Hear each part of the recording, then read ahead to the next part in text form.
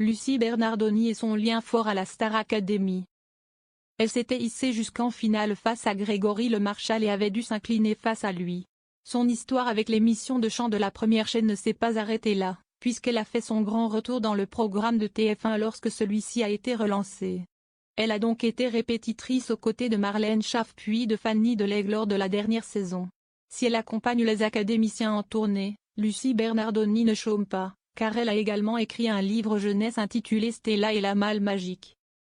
Il semble cependant que tout ne se passe pas comme elle l'avait imaginé avec cette parution. L'ancienne académicienne pousse un coup de gueule.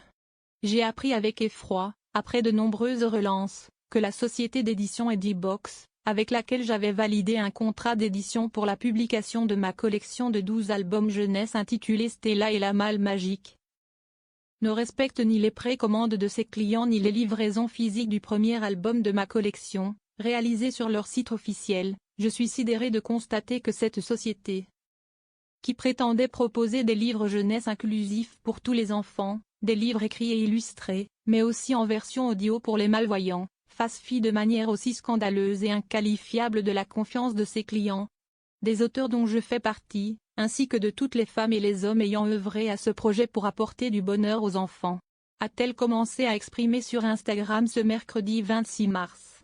Lucie Bernardoni ne compte pas se laisser faire. Je tiens à vous informer que des poursuites judiciaires seront engagées à l'encontre de Edibox et que je me battrai personnellement pour que la lumière soit faite sur les agissements de cette société et de son représentant légal, a-t-elle affirmé. L'artiste de 38 ans a tenu à s'adresser à toutes les personnes qui ont été victimes de cette société d'édition. Je demande à toutes les personnes qui ont été victimes de cette situation de bien vouloir envoyer un mail à l'adresse suivante: drigo@adaptacom.fr en fournissant toutes les informations disponibles afin de regrouper les témoignages. Cela permettra de mener une action conjointe en justice. Ensemble, nous pourrons faire en sorte que de telles pratiques ne se reproduisent jamais, et permettre aux autorités judiciaires de prendre les mesures nécessaires face aux nombreux préjudices subis, a-t-elle dit.